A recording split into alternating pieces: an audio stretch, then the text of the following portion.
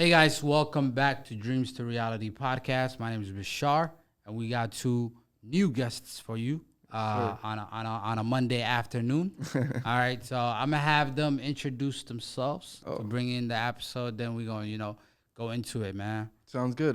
My name is Mutman. People call me Mo, more or less. Big Mo, that is. I am the owner of Aflam of Dreams, and I co-own that with my little brother over here, Mohammed. And thanks for having us, Mohammed. I'm a first-year student at the Carlson School of Management, so we just moved up here.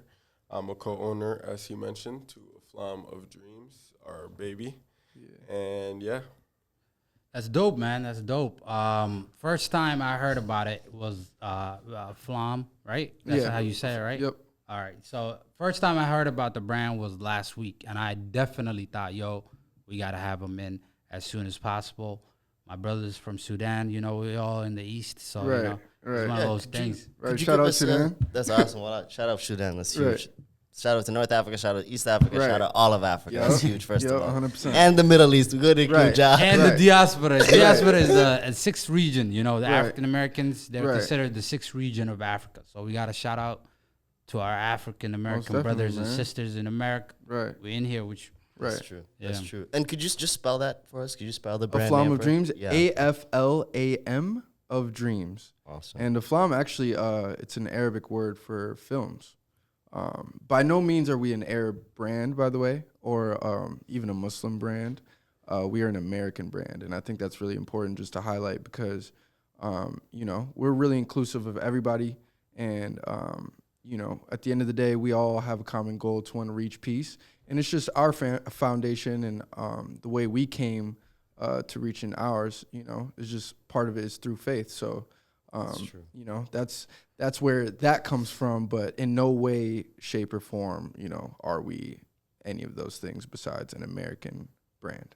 So. Yeah. So you're pretty much, it encompasses everything that you are pretty much in America, and that includes American, so. Right. Yeah, that's very true. That's the thing that we have to keep in mind. Like, we're immigrants in this country. Right. We live here full time, Right. And I think that just comes part of being Americans. Right, right. And, part of what our goal is with the Aflam of Dreams is to, highlight the fact that we are from where we're from, wherever that is, but we're American too. I think all of us have immigrated here, whether you're white or Mexican, Latino, Latinx, you know what I'm saying? Any sort of European, any sort of African. Like, if you live in America, doesn't matter how many generations you go back, somebody came from somewhere. So this is just kind of our way of honoring it in the little subtle ways we do, whether it's in the name or, just even in our tagline or slogan, which is peace be to you.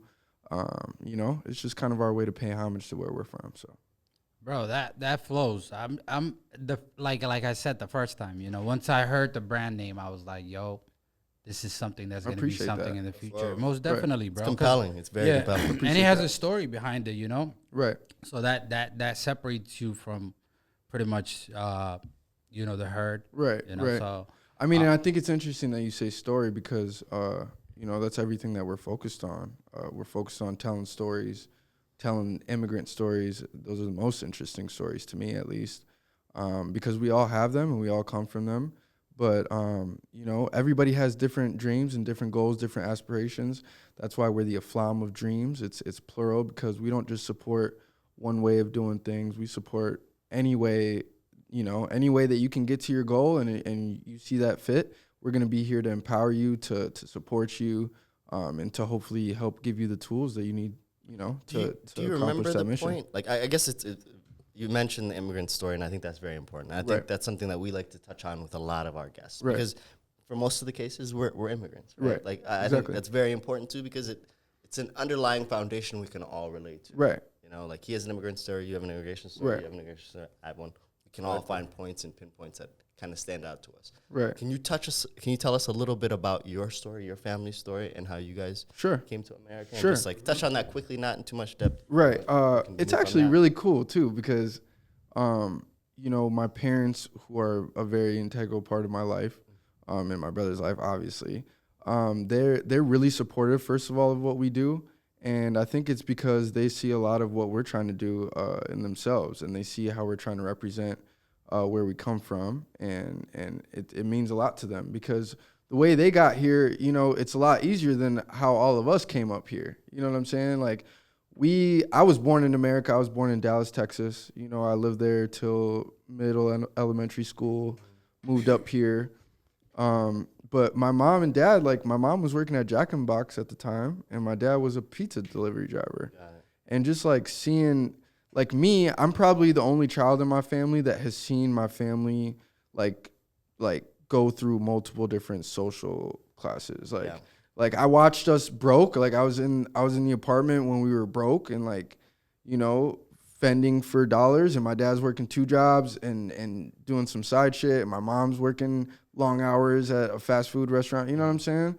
So, and I've seen that, and then I've seen my dad work with princes and kings and you know, like, literally, like, because part of what he does as a job is he mediates a lot of stuff that goes on between the Mayo Clinic and you know, that different embassies of the Middle East and things like that, because a lot of those people come here for healthcare reasons, and so he kind of mediates their trips for, like, you know, apartment rentals, car rentals, all that sort of thing now.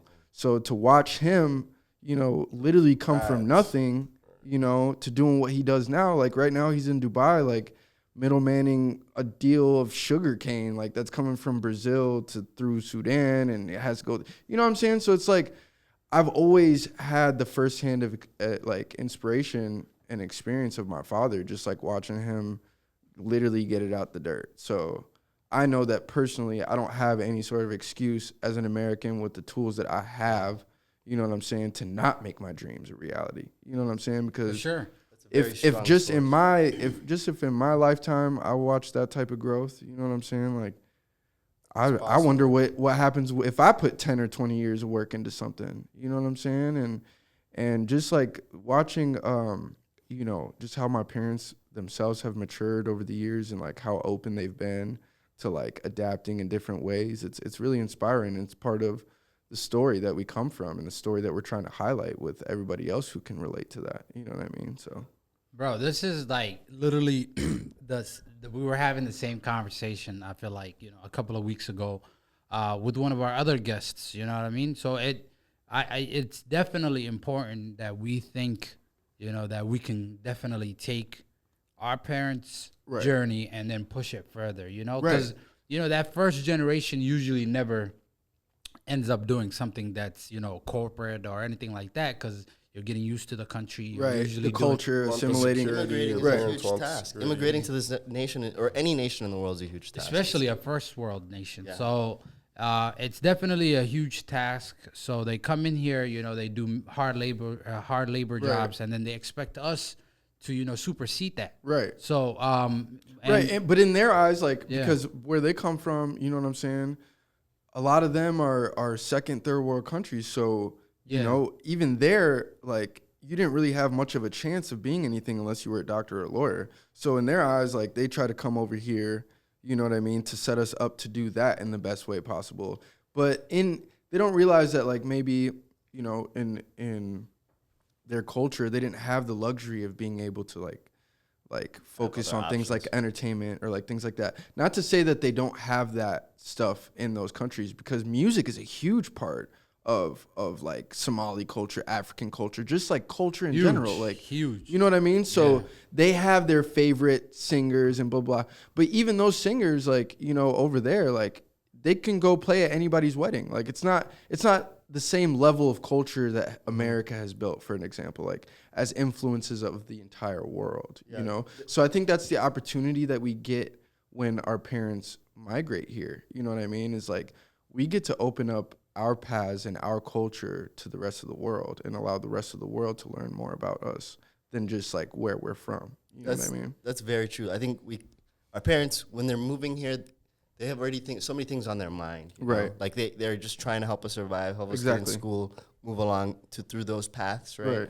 That you don't really understand the complexity of the modern society. Right. The civilization is so like advanced to an extent where you gotta have to think sort of 2 steps ahead. You know? And the possibilities are sort of endless, right? And do you remember that first conversation with your parents when you were telling them about your brand and like you were having that conversation about the steps you wanted to take after the general path of, say, up to the age of 18? Because most of us, up to the age of 18, we're going to school, right? Right. Like, you have no option. You're a minor. I'll tell you what they said. They thought he was You crazy. were there too? Yeah, Okay. I mean, I wasn't I want to there hear your directly. perspective, because that would be I wasn't lovely, too. there directly, like, obviously, with the first conversation that he had, you know, telling them about his brand and what he's trying to build. But, I mean, his whole life, he's in high school and he's skipping class and just, you know, foreign parents with the strict rules and the high expectations and the sacrifice that they've already put forth. They want you to be checking every single list off the box. They have high expectations. And in their eyes, he wasn't meeting those expectations. Right. Because they weren't the expectations. The expectations were on different things. We're not aligned. Right, Exactly. right. Like I had my own thing I wanted to figure out. You know what I mean? And I'll tell you, like, so kind of just how I got into doing what I do and just like having all of these ideas with my brand and stuff like that was like, it originally started when I was going to school in Boulder, and I was going to school out there for pharmacology. Like I was going to go to school to be a pharmacist. You know, like I was going to major in chemistry and then end up going to pharmacy school and so on and so forth. But I really had like a super profound experience there in the mountains, actually. And like I just changed everything, like the way that I thought completely. Like it's like a flip switched in my head, and I just realized like I was doing everything for the wrong reasons, and like it wasn't my truth I was trying to live. It was kind of other people's, and like I was just so good at like Saying looking the part. Yeah, and looking the part, and like, you know, because the one thing I used to hear growing up all the time, constantly, whether it was from my parents or just otherwise, was like, oh my gosh, like you have so much potential. And that could have been in anything, like whether we were talking about basketball or whether we were talking about music. When I started doing music after I had that experience, like people would just always say to me, you have so much potential, you have so much potential. But it's like, it was never like some of those things I was like, yeah, well, I don't want to do that though. Like, Yeah. I don't want to be a doctor, even though I'm smart, you know what I'm saying? And even though, you know. So up until that point, you were going to Boulder. Were your parents and you aligned in terms of what you were thinking would happen? Yeah, but what they thought was going on wasn't really what was happening. So like there was a fact of, and it's very hard because we don't really have those conversations with our parents. Right. Like, well, it's hard to align. The interesting thing is like that experience like allowed me to start having those conversations with them. That's true. Because I started realizing like how much things I was avoiding just to, you know, what in Arabic it's called tamashum, like just to move them along, like just to be like, yeah, I'm doing what you're saying, like yeah. But I realized it wasn't the truth, and if I wanted them to really support me and for me to be accountable in what I was doing, then they were gonna have to know what I was doing. So it started with music. Like I first, you know, music besides basketball, it was like my first love for real. Like once I heard music and like, you know, the first CD I ever bought was an Usher album. You know what I'm saying? And I remember it was Confessions, yeah, man. So like I've always had this love for music, but I've always had this passion for like a lot of different things. Like I have passion for film, I have a passion for just like clothes, like all these sorts of things, you know? And so music, when I started doing that, I started realizing like I couldn't do everything I wanted to do with that. Like the type of influence and the types of ideas that I was trying to get across, like songs are not enough. Like I had to like find a way that I could like express different ideas through other people too, and through their mediums. You know what I mean? Because it's the thing about Aflam of Dreams is like it's a certain set of principles that we operate by. You know what I mean? And it's a certain type of person that we support and that we want to empower and actually give the tools. Because at the end of the day, like we're talking about resources. We're talking about opening people up to resources. And those types of people, like you have to know who you're giving them to be able to know what they're going to do with them and what's going to be able to come out of that, you know? But let me just go back to, you know, just kind of the different ways we wanted to go about it, which was, you know, I wanted to have an avenue in music. I want to have an avenue in just visual art and all sorts of things and put different projects together. Like I want to put an album together. That's one thing I'm working on in the fall, with the different artists that I've been meeting. Somebody like Mati, shout out Mati, and my brother, who's an amazing singer, shout out Mazen down in Arizona. So it's like I have all these different connections, all these different things that like I've always wanted to do and express, but like if I just pick this one thing, then I have to do it this way, and I don't like that. And I mean, think about it. Like when you think of the name Aflam and its direct translation, obviously it's an Arabic word. It means films. And when you go and see a film, or when you're a film director, film isn't just a motion picture. It has music to show climax moments. Right.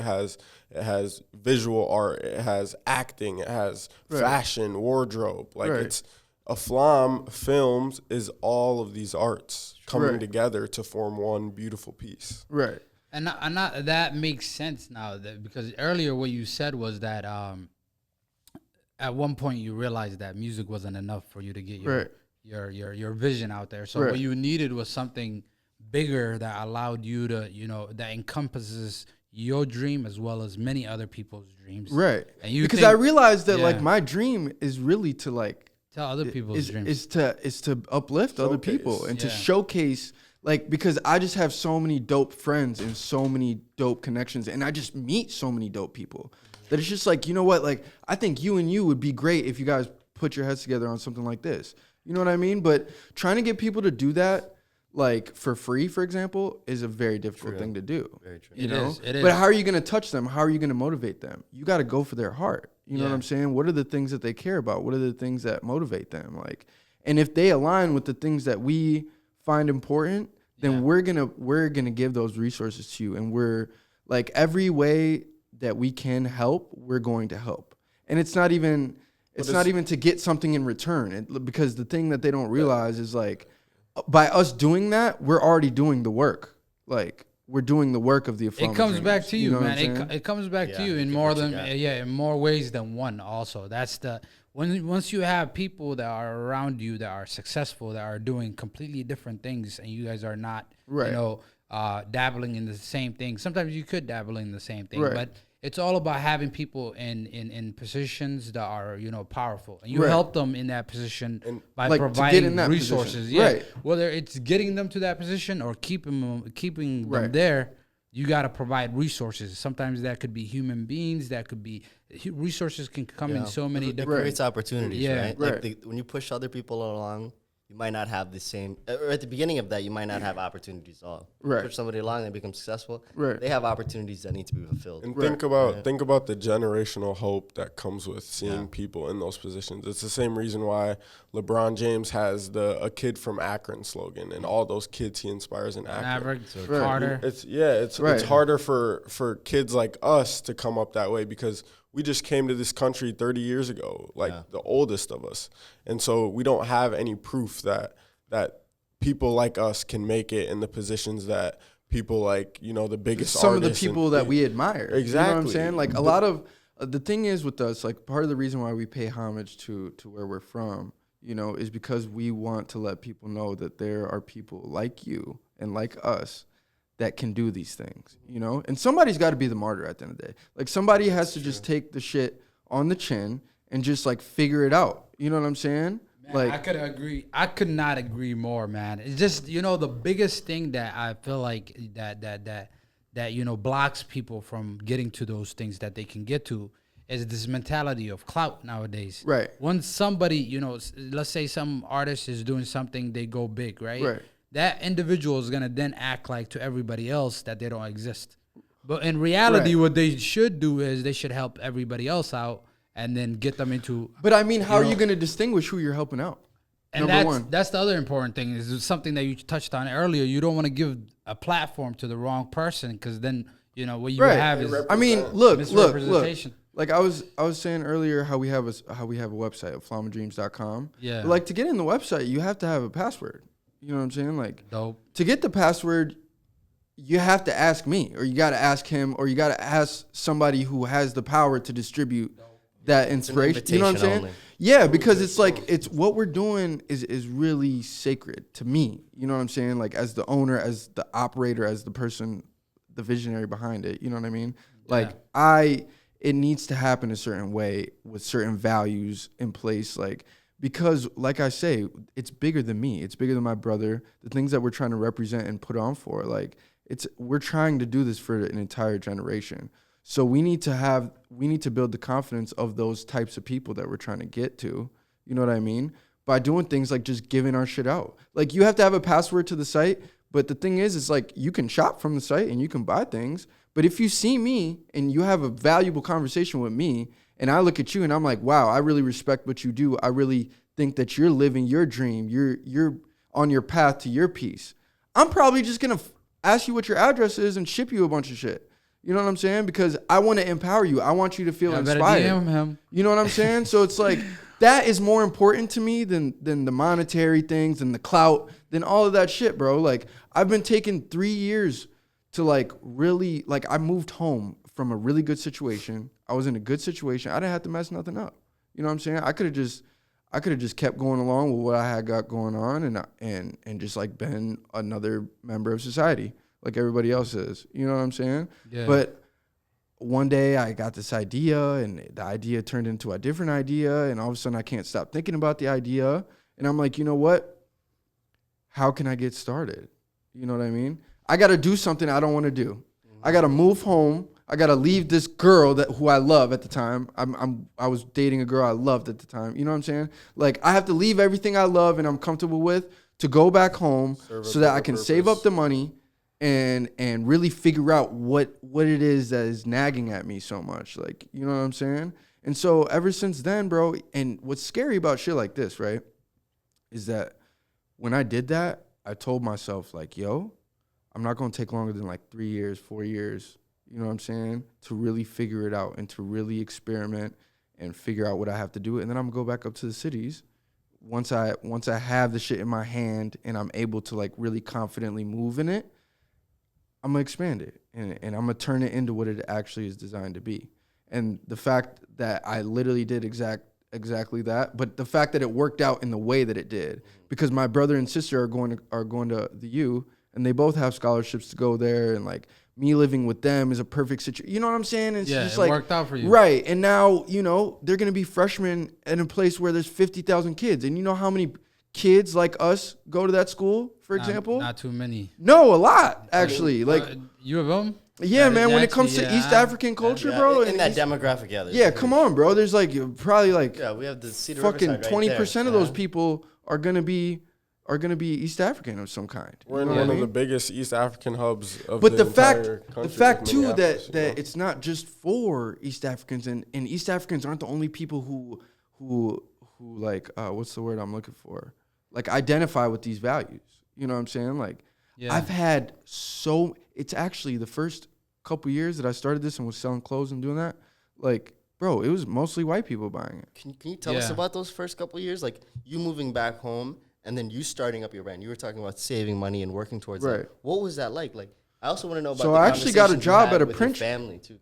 Man, look, my mom at one point, she's just like, yo, I don't know what this nigga's doing, but she knew I was just so passionate, and she knew I wasn't gonna not do what I wanted to do. You know what I'm saying? That's a good point. So at some point she had to make the decision of like, yo, am I just gonna like keep treating him, or am I gonna support him and try to understand what it is that he's doing and see if I can help? And now, like, she's so supportive. Like, especially when she saw my brother was using his opportunity for a full scholarship at one of the best business schools in the nation, to like, he's going to use that knowledge to apply to this, and that's what he's going to school for. Like, then she's really looking at it like, damn, like, if he's touching him in that sort of way, then like, obviously there's some value to what he's doing, you know? But now it's like, but it also came from action, bro. Like, because when I originally started, bro, like, I was like, well, how the fuck am I going to print clothes, number one?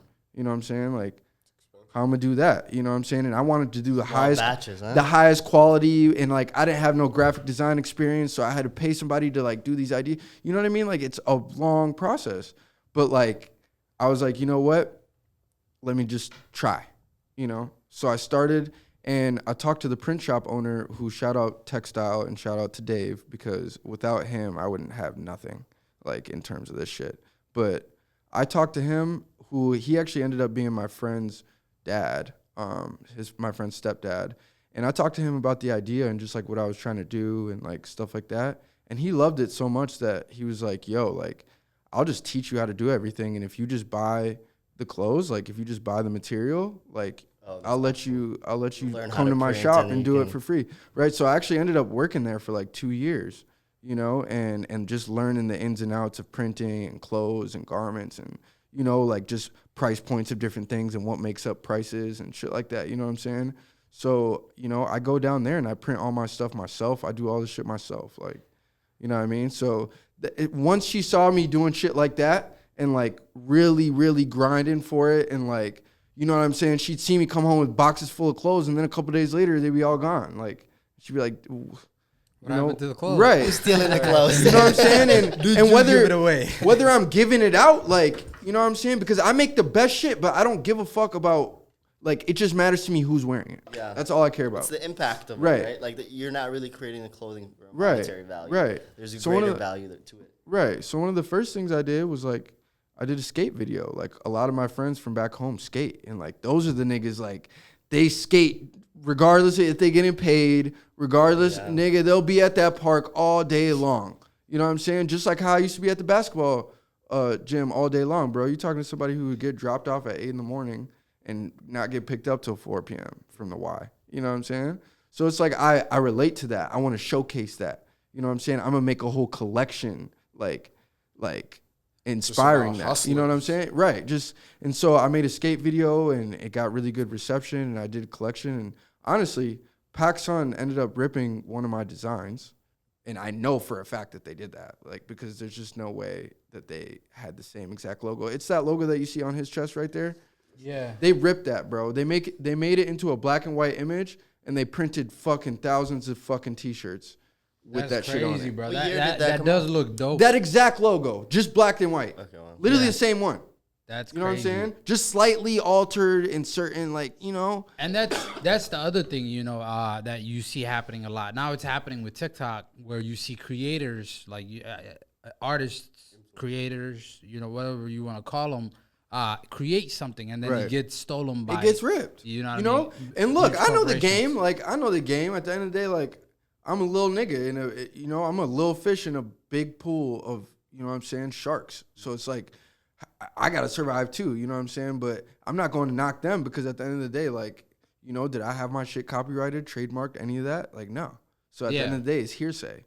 You know what I'm saying? Exactly. But I know what happened. You know what I'm saying? Like, also, in clothing is extremely difficult. And you don't know how some people can come across your shit, man. Like, the dude who I had helping me work on my designs and stuff, you know, is a designer for Young Gravy, who's like one of the biggest artists. Oh, wow. So it's like, you know what I mean? Like, I know, you know, you could just, all of a sudden you hit one Instagram profile and next thing you know, you're on bro shit. And then, oh, this shit look dope. It only got 400 followers. Yeah, I'm stealing that. Yeah. Like, you know, if I'm a graphic designer for one of these huge companies and I'm trying to sit there and come up with ideas, like, I'm going to take some little nigga shit real quick. Yeah. Like, that shit dope. Nigga, let me hold they're that. Under the pressure, too. They be under the pressure trying to find good work. And this definitely looks dope. But my thing is like, yo, you guys can rip that. Go ahead. You know what I'm saying? Because at the end of the day, you're not going to be able to copy my model. Because first of all, like, when I'm done, you know what I'm saying? Like, looking back, there's not ever going to be a brand that was like this. Because first of all, like, I've been trying to get into music and do all of this stuff, like, and brands are kind of moving in that direction right now where they realize, like, yo, I just can't sell clothes, like, you know what I'm saying? But I knew that from the beginning, just from what I was trying to do and how I was trying to set it up. Like, if I'm trying to establish a culture and a subculture among people, like, it's going to have to be way more than clothes. You know what I'm saying? But they can't copy that model, bro. They can't copy I don't think they can, what bro. I'm doing, how I'm doing it. You know what I'm saying? So at the end of the day, it's like, go ahead. You can have that little thing, sell, you know, whatever you need to sell and keep your be there one day. Chasey agenda moving. You'll be there one day. I think that's the most important part is knowing that, yo, you might be able to steal one or two designs, but I'm gonna get there one day. Right. And that's the other thing that you know, expanding your team and you know, adding your brother as an owner as well. Right. I definitely want to hear from him as far as when he heard the idea and then we'll go ahead and talk more about the other things. When did you want to join? Yeah, like, when did you remember wanna the join? stories of?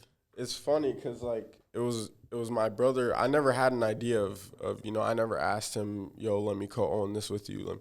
He approached me, but it's a few things that you need to know before we get into that. So first of all, I'm like just like he was explaining for himself, and it's probably because he's my older brother, but I'm a huge basketball guy. Like, he put me in basketball second grade. Second grade. Second grade, you put me on the fourth grade team because there was no organized basketball below fourth grade. And he was like, you need to start playing like organized, like fuck the gym leagues. Right, they were trying to do clinics and all that. Right. I was like, yo, this nigga know how to dribble. Right, so I go to the basketball. You feel me? I go to the basketball tryouts as a second grader, kids 2 years older than me, and I make the A team, like the top team. And then from there on out, I always played 2 grades up. And then as an 8th grader, I played on JV, and then I started playing varsity as a freshman. So my whole life, I'm thinking like I have basketball goals. Like, right. I'm a straight A student too, but that's just because the discipline that basketball taught me was that you can't just do one thing and not have your other shit in check. Like with anything, you got to be doing everything to your highest power and your best ability. So I'm thinking up until this last year, up until junior year, up until December, that I'm going to play college basketball. So I actually verbally committed to play at the University of Chicago, which is like a huge academic school. It's like the Ivy outside of the Ivies. And so I verbally commit to the coaching staffs, and all we're waiting on is my acceptance. So UChicago has a 4% acceptance rate for academics. But, I have the athlete Littlefoot that you get in the door and the coach's word and blah, blah, blah. But because of COVID and so many kids took gap years, so many kids are coming back, I get denied. Whatever. I worked on that paper for 3 months, get denied. I'm shattered. My brother over here in the same day that I get denied, he just broke up with his girlfriend, a girl that he loves. Oh, wow. And this is also the day, do you guys remember when like the moon and the sun aligned or whatever? Oh, the lunar eclipse? The lunar eclipse. This is the same night. So I go outside. We're dramatizing it, obviously. We got to make this shit sound dope. You know what I mean? This is all facts. No, it's real facts, though. Real facts. It's all facts. Yeah, none of this is false. But so this same night, my brother, I remember it vividly because this is a big looking back.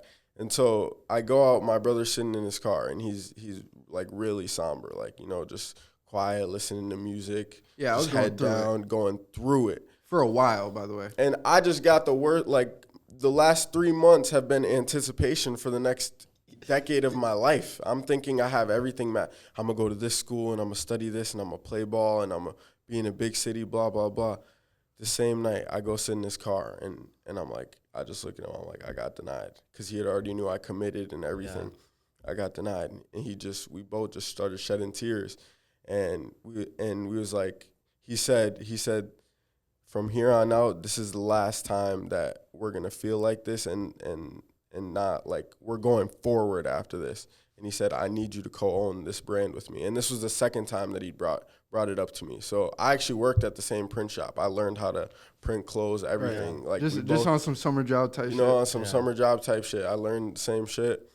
And he asked me like maybe in like November, so like a month before that. I was just, I was like, hell yeah, like that sounded dope as fuck to me. But everything was so unplanned. Like we didn't know what was coming with basketball, with everything, what the next 4 years of my life were gonna look like.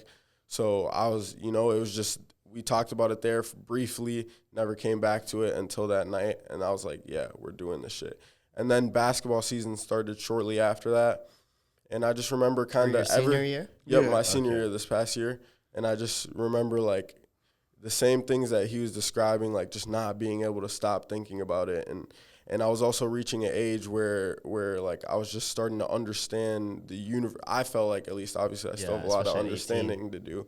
But I felt like the way it works. Things were, just kind of how the universe works and just learning different things about myself and different passions that I had outside of just basketball, because I was always just that kid who was known for, just being a hooper and like just everybody knew him. He was playing up, whatever. Right. So when I start finding these other things about myself, I kind of find that the same type of fulfillment that I got from basketball was synonymous with the fulfillment that I was getting from just thinking about ideas and grinding and thinking about what we want our foundation to look like and and our code and just how we move. And I just I was like, you know what, I don't think I need basketball anymore. And then at the same time that I had that thought, relatively, I got accepted into the U, and I found out I had a full scholarship to the Carlson School of Management, which is obviously a renowned school. And so I was like, man, ultimately my whole goal of playing in college was to take that burden off my parents from having to put a fourth kid through college, you know, because I have a twin sister too. So I'm like, man, I don't, that goal, I can check that goal off. I had offers, I know I could have did it if I wanted to, and that's enough for me. Let me go pursue this other thing that I feel and I think what he said, me. I think what he said about, just learning about himself and the universe and kind of the way the universe works, that's everything that we're also including in the foundation. I want people to know that, everything we do is really carefully thought, and, the people that we're talking with and empowering, they're really carefully thought about. It's what type of auras do these people have? What type of power can these people generate? Because we live in a universe of power, you know what I'm saying? And I'm a believer of God. My name is Mu'min, so it's literally in my name. And it's exactly that. So it's a dope name, man.